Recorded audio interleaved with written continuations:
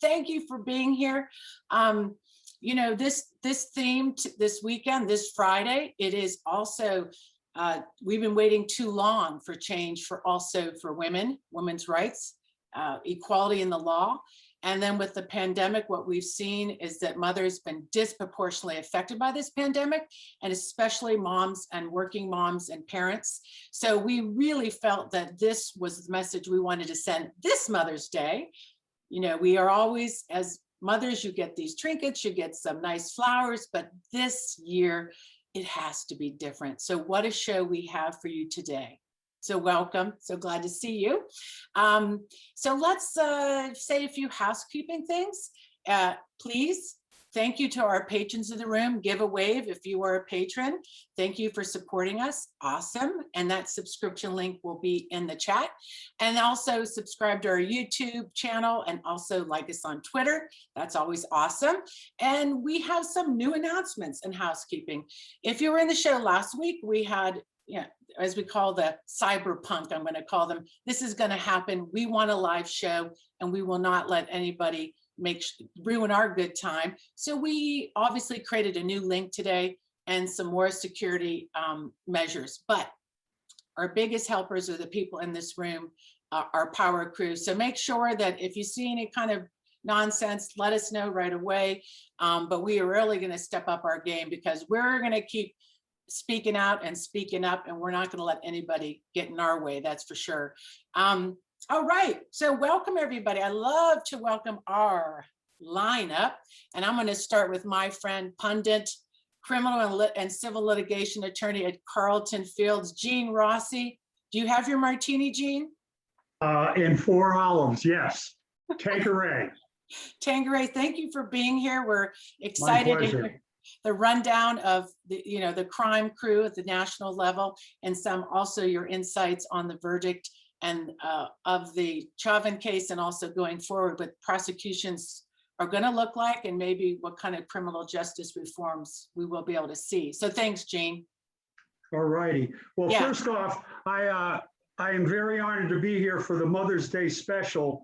I do want to do a shout out. It's National Nurses Week, and it's someone who spent a lot of time at Johns Hopkins Hospital oncology ward. A lot of my nurses were mothers. So a shout out to the nurses and a shout out to my mom. She passed many years ago, and she had to raise 4 unruly Rossi boys. I was the youngest, and I was the most unruly.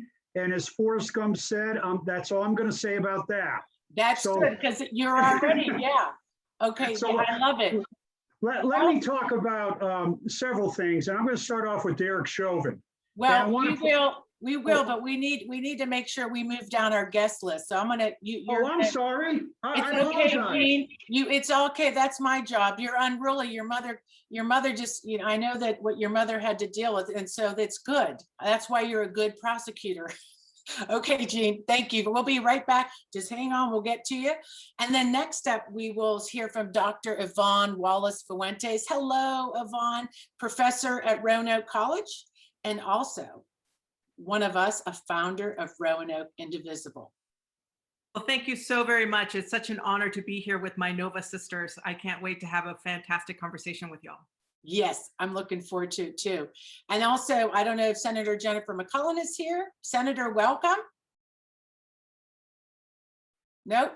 Okay, not here yet, but she's probably busy prepping for her next governor's debate, if you got to see that last night. And then we are so excited to welcome Carla Anderson. Carla, welcome. You're an advocate for prison reform, also an ambassador for that program for the DC Nova area. Welcome. Thank you. Thank you. Good afternoon, everyone. Happy Mother's Day to all. And thank you for the opportunity to present this issue.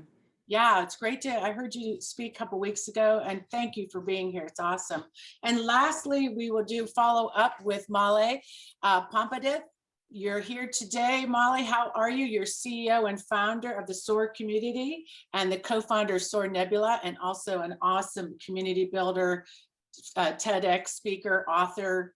You're just awesome. So thank you for being here.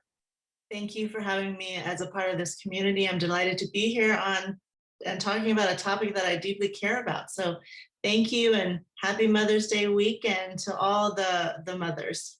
Yeah, awesome. It's great to have you here. And we'll be working with you later in the show about compassionate leadership. And you'll have some a little activity for us to do, as we say. So thank you. We're always grateful. You're always so much fun to be with. So thanks. All right, everybody. So just kind of move around in your seat. Good stretch. It's Mother's Day weekend. It's a lot of stuff. So we're going to make sure that we talk about this. We really get to the heart of what we need to do to make change. And I couldn't make that change without my awesome team. So I just want to introduce Stair, Ambassador of Buzz, behind the controls, and Badass, boss of Network Nova. Thank you. Welcome, everyone. Hey, you. And then also Robin Zeph Warner, and she is Show Wizard, Postcards of Virginia. Hey, girl, what's happening? Hey there. We got an incredible show today. Where's Monty? Where's Monty? Oh no, we don't have Monty. We have Phoebe. We have your girlfriend, Phoebe. Okay, Phoebe's here. Yeah, good. We always love to have Phoebe. And then last, MC, Krista Jones, Vote Lead Impact. How are you, Krista? Great. This is going to be an excellent show. Now we have a necklace. I know it's not as great as your necklace, but this one is a symbolic. Oh my gosh, look at that. And this is for Mother's Day. My mother's spirit is a butterfly. She actually comes back and fly, and this is how we communicate. We'll get into that later when we do a show on superstition. But so this is in honor of Mom. How about that? Okay, well, great. Let's get to it. We're going to go to all things Gene. We're going to get this party started right out of the gate with my friend Gene, and let's just get to it. What, on your national look at what's going on, unpack it for us. I'll unpack, and I apologize. I jumped the gun. Let me talk about Derek Chauvin. That'll be my first topic. I'll talk a little bit about Rudy, Crazy Rudy, Donald Trump, and maybe a little bit about Bill Barr and his disingenuousness. Derek Chauvin, I thought that the prosecutors in that case put on a phenomenal case. And to me, the game changer witness was Dr. Martin Tobin, who talked about the lack of oxygen, because you had all these other experts talking about drugs in it. But Martin Tobin, he sealed the deal. And a lot of people didn't think that count two, the second degree, would be a guilty. But I predicted it because they put on a great case. And the defense attorney did the best he could with what he had. Well, let me ask you, what we're really interested in is going forward for criminal justice reform. I mean, yeah, where, you know, in your mind now, when the next case comes up, was this a case that really is going to change all the sort of cases moving forward? What's your insight on that? It totally will change. Here's why. Because prosecutors now don't have that fear that they can't convict a cop who goes wayward. You know, it's very difficult to convict a police officer. So I think, number one, the major change is in prosecutors' offices. They're not going to be so hesitant and timid. And that's a good thing. If you got the case, you bring it. Number two, qualified immunity, which applies for police, that may be chiseled away a little bit and opening more litigation, both criminal and civil. But here's the main thing from Derek Chauvin. You are going to see more citizens review boards that will oversee some of the actions of the police. And this is a canary in a coal mine.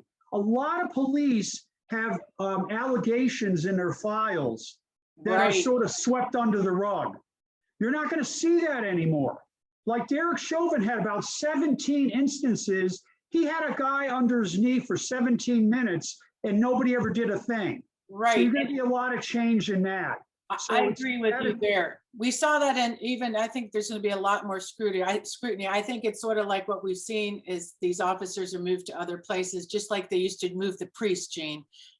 They just try to get rid of. They don't deal with the issue. Absolutely. Let's get to my favorite part of why I think, you know, with our democracy being under so much threat, that what we've noticed, we weren't able to hold this Trump prior administration accountable. But I have this feeling that you may understand more the insight of all these prosecutions, all these lawsuits against all these players like Rudy and his crime network. Is this going to be the way we're going to bring down this operation? Yes, I cannot stress enough how important it was to get the search warrant for Rudy's home and his office. To get a search warrant of a lawyer's office, a former attorney or current attorney for Donald Trump, is huge. Right. Merrick Garland had to approve it, but the amount of probable cause and evidence in the affidavit in the search warrant was enormous. Right. And if I had to predict, I think Rudy's in deep, deep, deep doo-doo, as like my late mama Alma would say, on the Foreign Agent Registration Act. He's in deep doo-doo, deep doo-doo. I love it. I hope it goes deeper and deeper. I'm thinking, because what my really worry is that we haven't, our regular system did not work. The norms were broken. We've seen all these norms broken. So also anything else on the Russian front with some of this information, or any other cases that are catching your eyes? Or how about all the, let's talk about, not that I want to say his name, but I want to make sure we bring this what do you want to call him? Person that's really still attacking our democracy right now as we speak. Bringing him down may be in the courts. Well, there are two avenues where he's in trouble, actually three. This is the former president. I will not say his name. The former president may have some serious tax problems and bank problems with the Manhattan DA, Cy Vance's office. Number two, he may have some problems with the whole Stormy Daniels deal, because Michael Cohen took the bullet, and who directed Michael Cohen? The former president. I represented Stormy Daniels' former attorney. He was a witness, not a target. So I'm very familiar with that case. That's the election laws thing. Third thing is the January 6th insurrection. Yes, I don't think Donald Trump, Rudy Giuliani, Mo Brooks, or any of those clowns, or even members of the White House, are out of the woods yet, because they aided, abetted, and counseled all those crazy people that stormed the Capitol and almost took it down.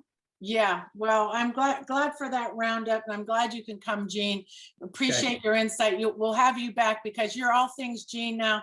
Every once in a while when you can pop in and catch us up on what's going on. And I really do believe that just like we took down parts of the mafia, it may be that we have to approach this through the courts. So thank you, Gene. And thank you for the best wishes for all the moms in the room. And God bless your mother too. Even though she's passed, we know. All right. So my friend Krista, how are you? I am doing great. How are you doing, Catherine? Oh, good. It's Friday, so feeling good. So, I wanted to talk about our Marshall Plan for Moms. The campaign just dropped this week, which, we were ahead of the curve. We're already planning this very special show, really wanting to deliver economic justice, the real Mother's Day gift, correct? Absolutely. And, we had our show, we had Janelle Monáe's song, The Table's Turning. I mean, this is just another example of all of the great changes that are coming out this year. We just have to keep it up. Yeah, definitely. If anybody in the room hasn't seen it yet, when our next guest coming up, we're going to talk about it more. But the moms deserve more than a bouquet of flowers. And we're going to be, oh yes, here it is. Look at what you can get. It really shows the value of women. An $8 billion Mother's Day bouquet. Moms deserve more for all the unpaid labor. Mm-hmm. Mm-hmm. Was it? And show us another one. Is there a childcare one? I can't remember. Yes, oh, here they are. Awesome. Yeah, so you can go shop the collection. Awesome. And today is also Childcare Provider Day. Oh, so it's important to remember that when we talk about this Marshall Plan, we talk about supporting women. That includes a lot of parts of childcare, which is making sure the providers are trained and paid.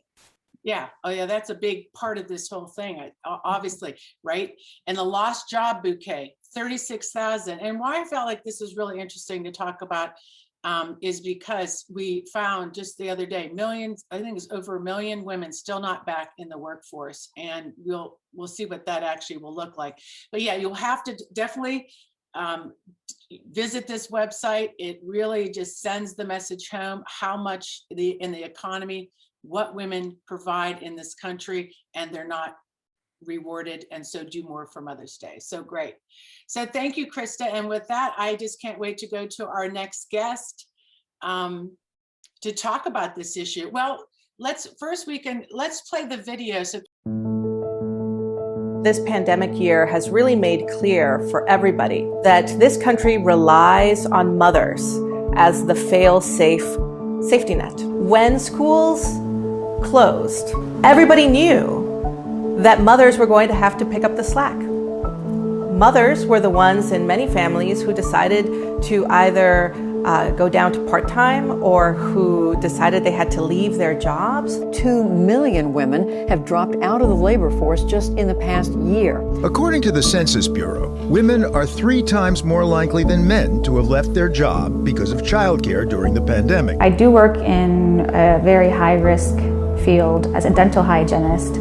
I'm always afraid that I'm going to bring something home back to my family. That's one thing that's always on my mind. But I have been very blessed, been able to share the responsibility of our 3 beautiful children with my husband. I know a lot of people who have lost their jobs, especially women, have had to pick between their jobs and staying home to care for their children. What would a Virginia Marshall Plan for moms look like?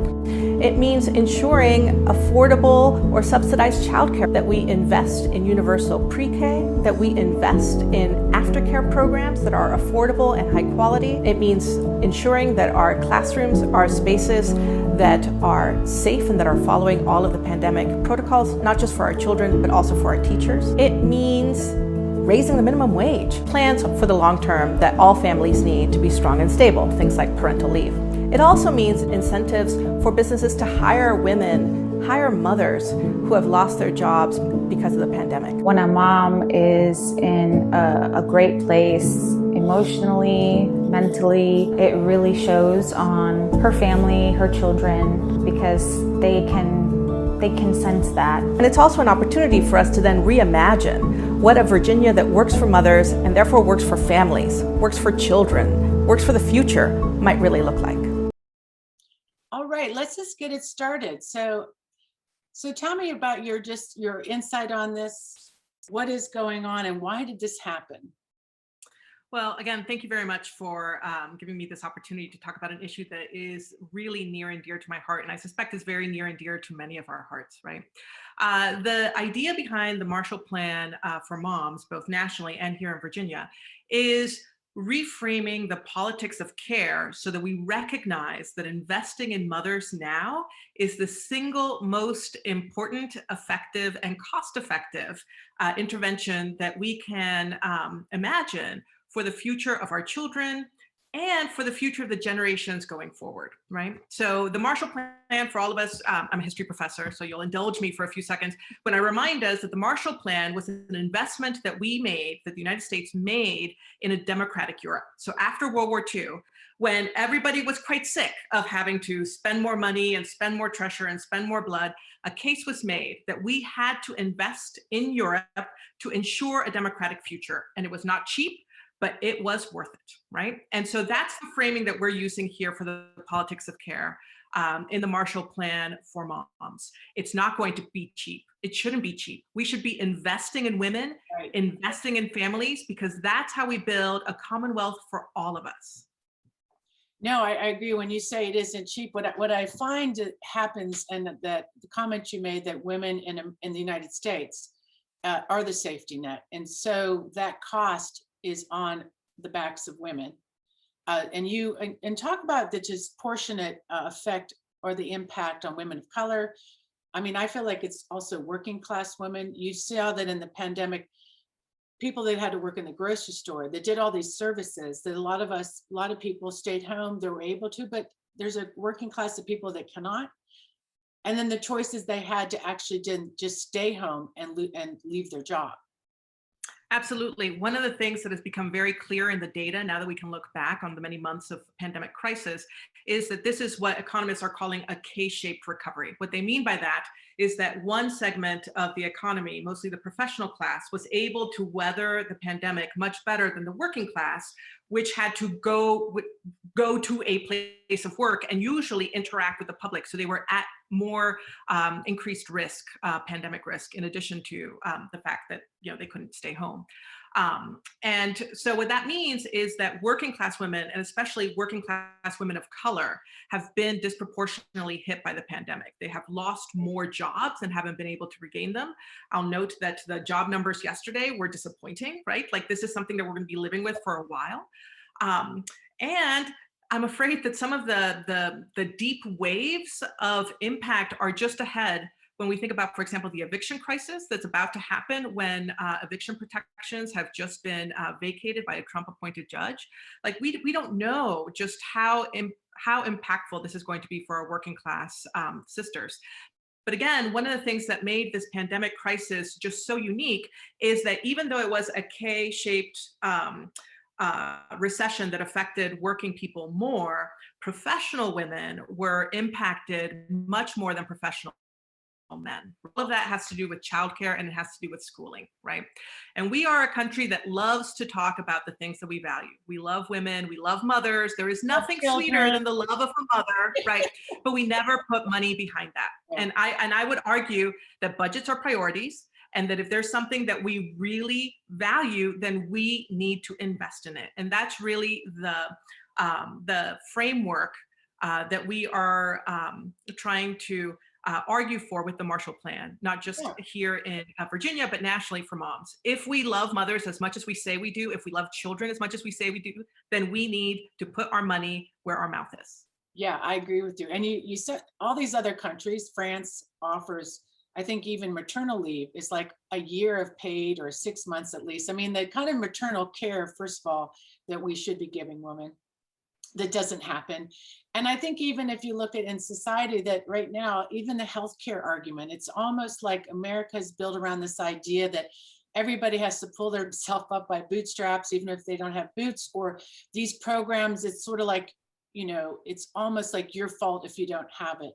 And if a woman wants to have a family, then it's on her to figure out how to deal with it, right? And what I noticed too, and just maybe in our sense of our wrap up, is the emotional toll on this. I know part of the national plan has mentioned the mental health, which I don't think we're talking about quite yet, but actually in general, we need to invest in mental health. But what I noticed in listening to women, and it really surprised me, is confident, strong women I knew thought in isolation, this was just happening to them. Right. And then when they shared their story, it was like everybody, it was like when you have some kind of labor story you want to share with another woman, or something going on with you, and then you realize everybody else is experiencing it. But let's talk about the emotional costs of this. And what is that, how do we actually address that as well? I mean, absolutely. And here's where you learn that I'm not just a historian, I'm a feminist historian, right? And so the process that you just outlined is exactly what we've seen before in other waves of women's activism, right? Everybody feels alone and isolated. They're stuck in their own kitchen. They don't know why they're the only ones that can't get this right. But then when they talk to others, they raise each other's consciousness, and suddenly they realize it's not my individual problem. It's a structural problem. It has to do with the way society decided to value some work and not others. We value financial instruments that move money around but don't build anything. We don't value the care of other human beings, right? But those are human choices. As hard and impossible as it is to imagine changing them, as a historian, I'm here to tell you, we can change it. And we're already changing that conversation right now just by talking about it. And I hope that anybody right now in the 118 who are listening to this, who feels like they were some kind of unique failure this year, let me tell you, you were not, right? This was a structural problem. And what we need to do is we need to seize the opportunity to recognize, now that we can all see the fissures that this pandemic crisis year has created, and then we need to change the conversation. And we need to say, you know what? You can't just keep relying on my love to run this economy, right? Like, you need to invest in me the way that you invest in a hedge fund, right? That's the least that you can do, because our children matter more. Yeah, I mean, I think what we saw, the shutting of the schools was the first thing we realized, that it is a huge childcare system for working families, and it's so important. And I think that's the first time maybe in our history that we saw a whole industry shut down and then all of a sudden laid bare, like with the healthcare issue too. COVID just exposed so many weaknesses. So I'm just so grateful that you're here today. And I know new to the Power Lunch, we hope to have you back. And also we'll be working, I'm sure. How's your Indivisible Roanoke group going? Are you guys still active? Will you be doing any stuff coming up for the John Lewis Day or anything? So the leadership is still active. The main difference that we had, at least in Roanoke, is that the vast majority of the leadership were all women with young children. So this year particularly took us out, right? But as schooling has started, so here in Roanoke, my kids were finally able to go to school 4 days a week about a month ago. So as that changes and we can start imagining life in the afterworld, we can't wait to get our chapter back in the game, and we'll be looking to great examples like this Power Lunch for how we can engage our membership in the same way that you guys have. Engaged. Well, thank you. And yeah, send your link to your students. We want to get all kind of diversity in the room, but yeah, it's so great. I love, again, you brought the necklace, such a power necklace. That's going to be part of our power show. I think we're just going to have to also have a power necklace contest, as we say. So thanks, and happy Mother's Day. Happy Mother's Day, and I hope you get more than a bouquet, but I hope you get a bouquet. Thank you. We're priceless. If we are so priceless, Len, right, then we have to show it. So thank you, Dr. Wallace Fuentes. Thank you. Thank you so much. Yes.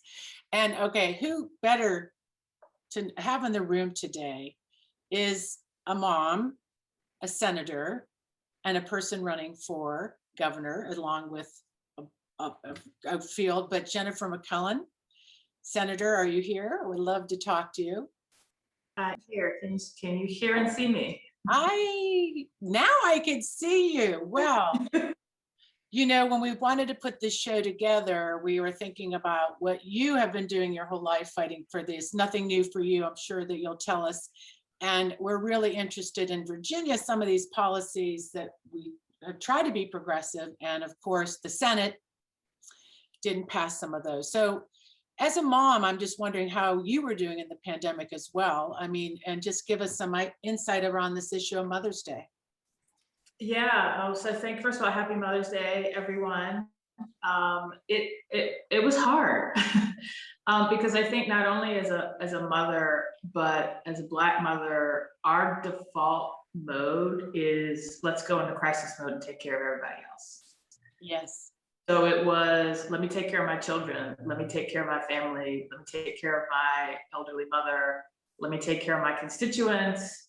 And maybe I'll take care of me. And I think that, you know, sometimes we forget if we don't take care of ourselves, we can't take care of everybody else. But it did lay bare what many of us already knew, and Dr. Fuentes has talked about a lot of it, is how the care economy not only is not valued, was often ignored. But let's think about how the care economy began. Let's think about how this country began, and following her history lesson. I mean, if you think about, this country was founded by white British guys on a business venture. Yes. Who then, a month after they formed a government, a boat of stolen Africans arrived, and they said, oh, here's some workers for us for free. And then they said, oh, if we're going to be permanent, we need wives. So let's recruit some women to be our wives and take care of us, but not give them any rights. So the whole structure of everything began with that hierarchy. And then the care economy literally was free for over, hundreds of years. That included my own family.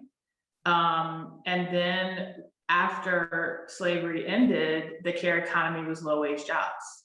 And when the progressive movement and the workers' rights movement started, it excluded those workers. So domestic workers, and every woman on my mother's side of the family, except for one, was a domestic worker, and she was a home care worker and then a nurse. And domestic workers, home care workers were excluded from minimum wage, workers' comp, unemployment comp, anti-discrimination laws. And it wasn't until domestic workers began to organize under the National Domestic Workers Alliance and Care in Action in Georgia and now in Virginia. And then there were people in the General Assembly who had domestic workers as part of their lives that we began to tell those stories last year for the first time. And it was painfully obvious, not just in the Senate, not just among Republicans, that we had a lot of work to do to educate people on why the care economy is important. But COVID made that job a lot easier. And so if there is an upside to COVID, it is that it laid it all bare. No, the way you laid it out, I mean, it just shows, again, structurally, we talk about systemic racism, we talk about how it's built in and baked into the table. I know when Kristen and I work on this, we always talk about shaking the table, then breaking the table. But you pointed out something so important. I mean, just like this free labor economy that this is built on, that enriches the top, that's still going on, that, we do talk about our value and our worth. And it's obviously that extends into this history of how this country was built. And so I appreciate how you framed that up. So in the sense of what you see now going forward for Virginia and the silver lining, as you said, with COVID, what do you see, envision that we can get done this year to bring this relief? I'm sure parents are hoping that kids also mentally are back in school and doing well. And so when kids do well, moms do well. I know that you probably feel like that when our kids went to drive the car for the first time, it's like, that's always on your mind. So when our kids are doing well, we obviously are emotionally in a better place. So what's your thoughts on Virginia doing well, emotionally being in a better place?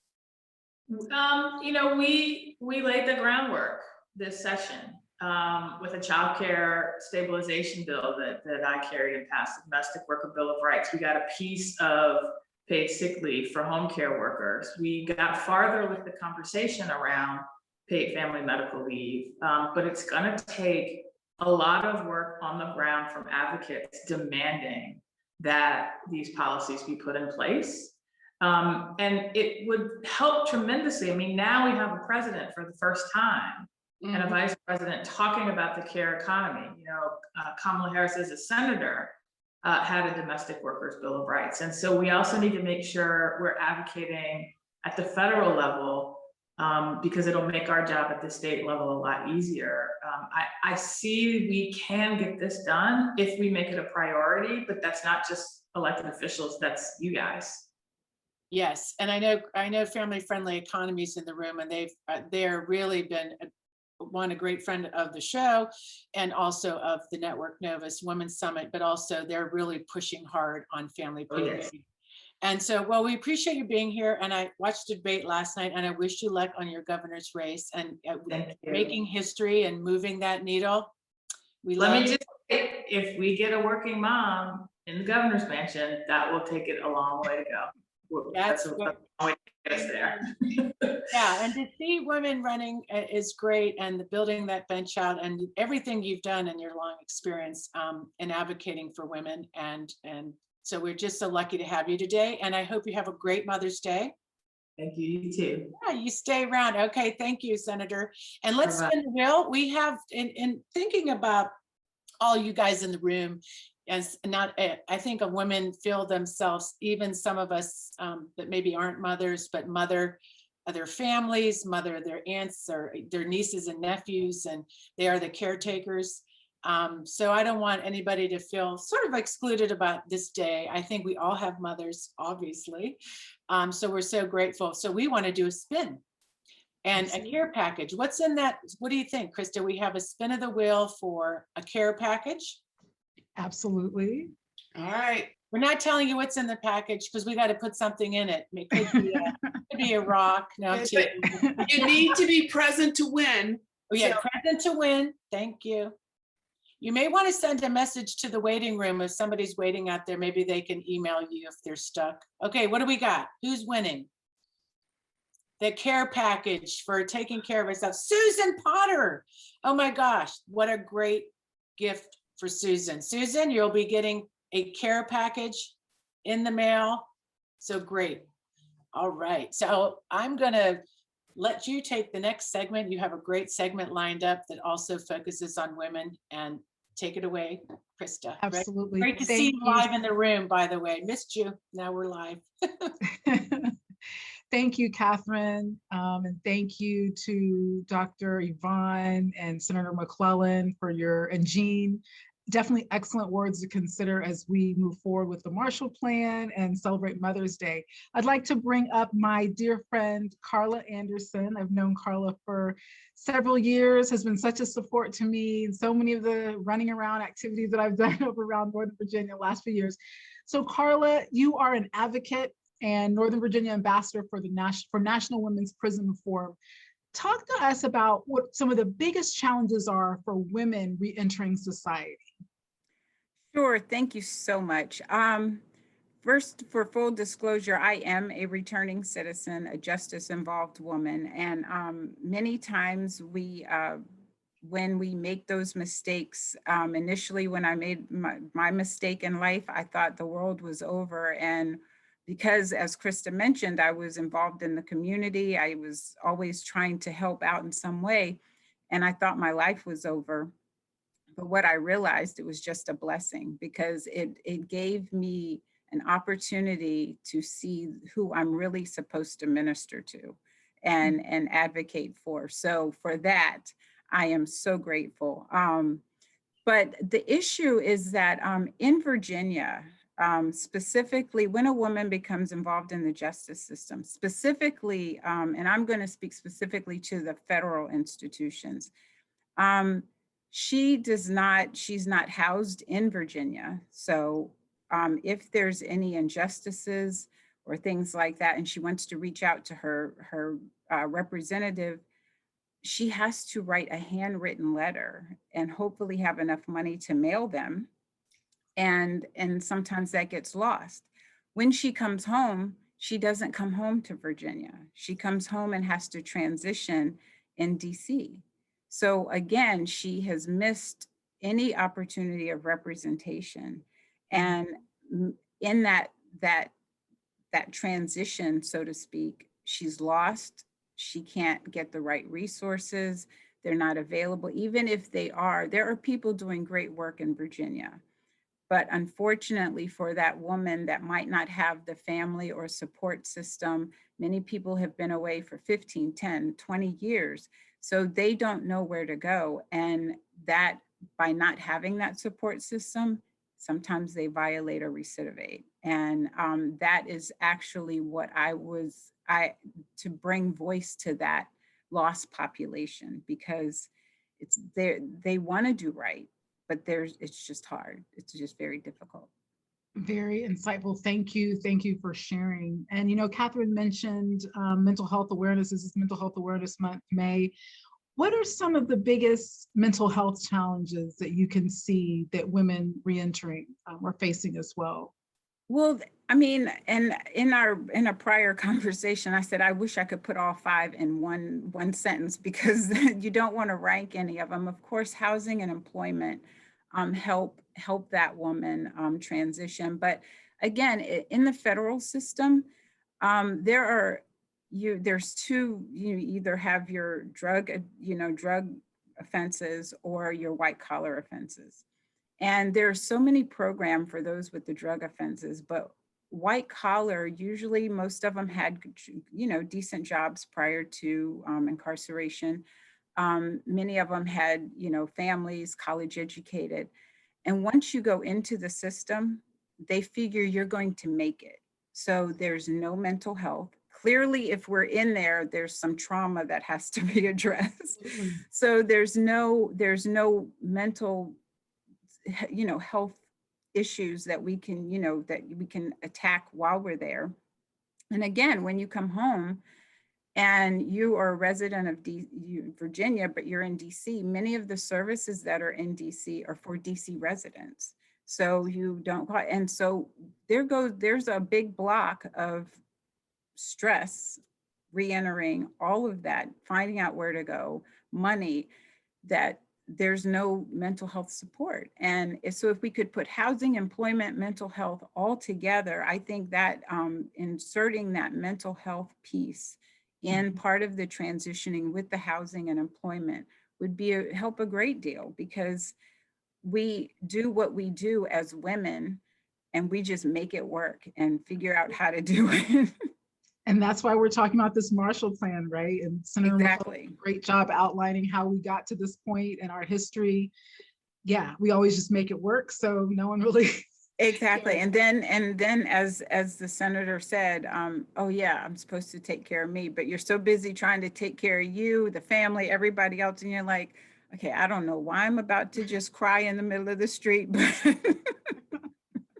Exactly. So Georgiana, thank you. She put in the chat, it's tragic that a woman re-entering transitioning is up against so many obstacles. Absolutely. Yes. So what can advocates do? Well, surprisingly, since there's so much that we can do, and I don't want to take away, there's so much that is being done.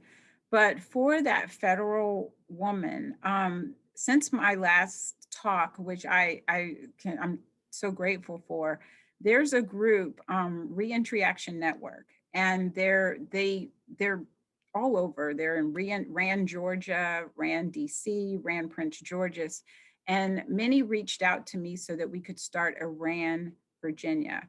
And what that does, it helps get the resources, all the nonprofits, all the agencies, the individuals that really want to help this woman transition. It puts them in one place so that she is not having to go to 18 different places to get help. She can get all of her resources in one place. So within the last 2 weeks, we've made great strides. And I really, really hope to be able to talk about that even more, to tell people how to get involved very, very soon. So, and then we're not operating in the silos. She can just do, for the 15 minutes that she has on the computer, she can go to one place and get all of her answers. So. Excellent. Well, thank you, Carla, so much for your vulnerability and your activism. It is so appreciated. And I just love the perspective that you've gained. I mean, you said that it was a blessing, I guess, in disguise, and a lot of people could not look at it that way. So thank you for that. Thank you. Thank you. So next we're going to bring up Molly Fuentes, who is the CEO of SOAR Community Network. Molly, we are so excited to have you here today on the Friday Power Lunch. So talk to us just about how the pandemic has changed the workplace and the workforce. Oops, you're on mute. So excited to be here. Thank you so much for having me. Yes, we are going to talk about how the pandemic has impacted the workforce. And we're going to focus primarily on the gender gap because it is Mother's Day week and we're here for that purpose. And for us, it's really truly about looking at the leaders that are in charge in the workplaces, because it has to begin there. It has to begin with the leaders, how compassionate they are. Are they transcendent, transformational leaders in the first place to be considering these policies, creating the programs to bring them inside organizations, and then actually deploying it? Do they have the core values that represent these non-negotiable value sets around people first, taking care of our women and their children, and taking care of caregivers? And there are plenty of male caregivers also, by the way, who have struggled here. This is something that we challenge leaders in the corporate space and community leaders to take ownership of. Their impact on local communities, their impact on our economy is so significant. And so we often, when we work with organizational leaders, we say to them, do you realize that your decision is not just a decision that impacts your bottom line and your family, it impacts the whole. It impacts your community, it impacts society.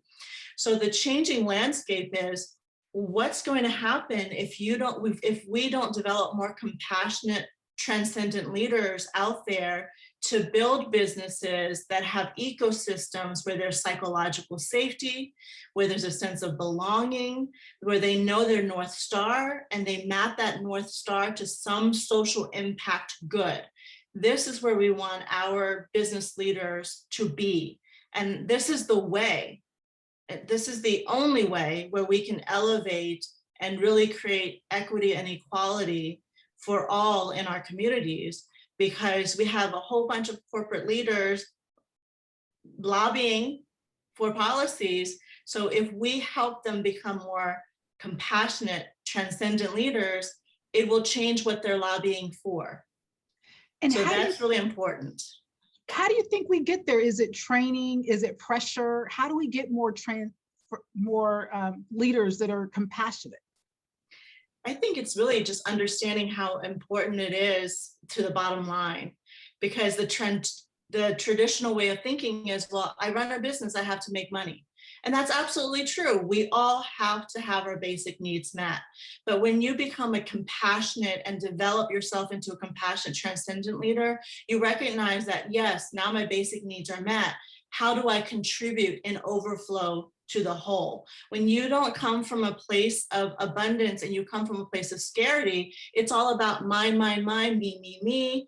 And you don't recognize the fact that when you're taking care of the whole, every human being matters. Every female that is quitting or has put her resignation in, you can have a conversation when you're a compassionate leader and say, what's going on? How can we support you? What policies and programs can we initiate? Can we invest in within our own organization to make sure that we hold on to your wisdom, that we are providing you with a path to stay and sponsor you in some way, that we give you, with obviously the support of our civic leaders and the policies that we're going to push through, to give you a chance to be the whole person, because we can't afford to lose your expertise and your wisdom.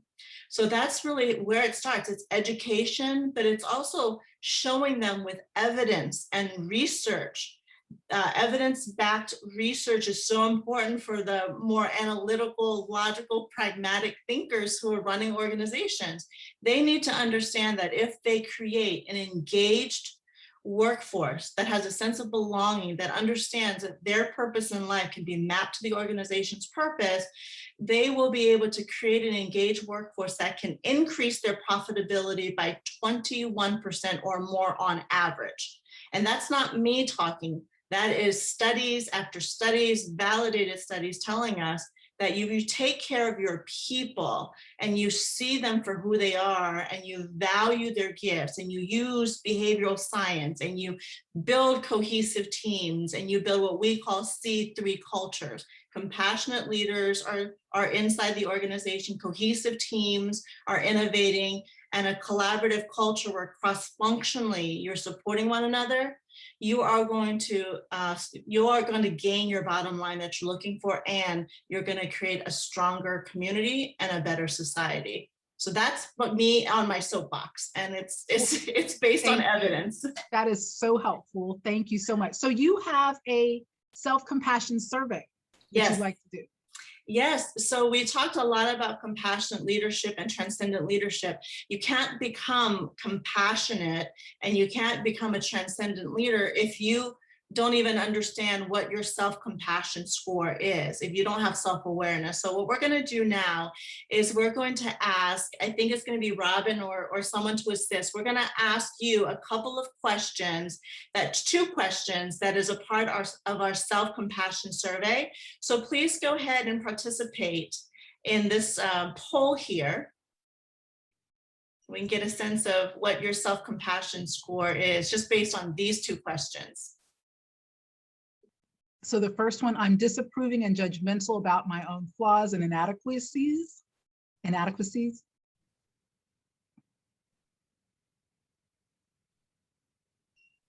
Okay, about half of the people have done it.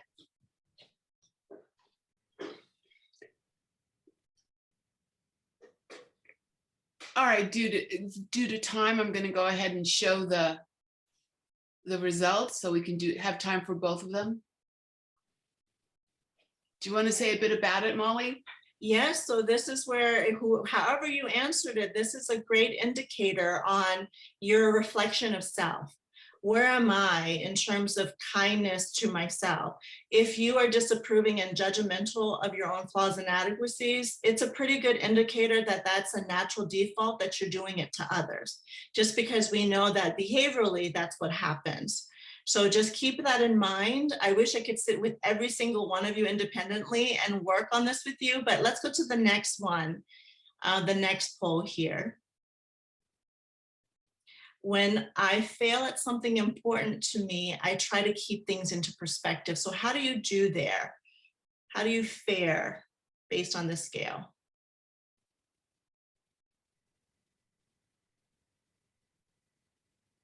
Responses are coming in faster on this one. They're ready to take the survey. All right, here we Okay, go. let's go ahead and share that.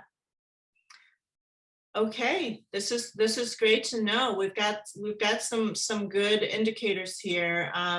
Some have said neutral, others are closer to almost always. So this is good. I like this. Some of us have some work to do, but most of us are pretty good. So what I'm going to do now is have the team go ahead and put a link to take the actual self-compassion survey, and you will be getting an email with your score. And then I'll also, yes, thank you. And I'll also ask the team that once you get your score, especially if you're leading a team or if you're running a business or a community or grassroots, if you want to talk about the compassion score, the self-compassion score, your purpose report, feel free to email me. We have so much great free content, as well as some engagement opportunities if there is a need for that. So thank you so much for your time, everyone. I really appreciate you allowing me to share my passion and my purpose to elevating and developing more compassionate leaders so that our society is better off. I appreciate the time and we look forward to connecting. Please email me. I'd love to speak with you. And of course, I'm popping in because I want to say something. And would you also invite people to join your community? I found it to be really, during the pandemic, I found that Fridays, your mix and mingle, and just what you've created and what you're doing. So please talk about that real quick, because I know we're running out of time, but I want people to know how to join you. Thank you so much. So we have launched an initiative called SOAR Nebula. We do have free events, our monthly mix and mingles. This community is to invite transformational leaders and help you elevate to becoming transcendent leaders. So you're going to learn a lot about compassion, a lot about how to lead with heart, but also how to impact and drive the results that you desire. So please check out the website. I'll put it in the chat to learn specifically about that community and our events. Yes, awesome. So why don't we, thank you very much, Molly. It's always great to hear, and so glad we reached out to you, because when we thought about who knows about compassionate leadership, that's you, my friend. Absolutely. So let's do one more spin. I know Robin will say we don't have time, but I think we have time because we're compassionate women. Let's do another spin of the wheel. Let's see who gets the care package. And all right, you have to be in the room. And it's Abigail Cheney. Are you here? Give a wave out if you're in the room. Awesome. Do you want to do one more? I'm going to do some Whitney Houston. I'm every woman. Let's see what we got. Uh-oh. Uh-oh. Oh, yes, Frida. Frida. Great, Frida. A care package is on the way, and Frida deserves it. She is a round-the-clock activist on the pipeline and the environment and caring for Mother Earth. And in fact, I bet you there's a lot of really great or I think there is a lot of good Earth Day stuff still going on this weekend. So it's that time again, Krista. We're at the end of another great show. Yoo-hoo. All right. This has been an excellent show. Yeah, it has been. I swear every week we say that. So it's like, pat us on the back for that. And thank you to all of our guests. We're just going to wrap it up and make sure that you have your address you're sending off to Stair and Robin in the chat, so we know where to send your care package. Yes, right, Stair? So Big Boss has it. And then also become a patron of the show. It's just $5 or $10 a month. You can become a subscriber and join the wonderful crew of people. And the crew in this room has always been supportive, but being a patron gives us a little bit of financial support to do the show. So we hope you stay for the after chat. We'll be chatting in the room till about 1:30. And let's run those credits and make sure that you get into good trouble all weekend.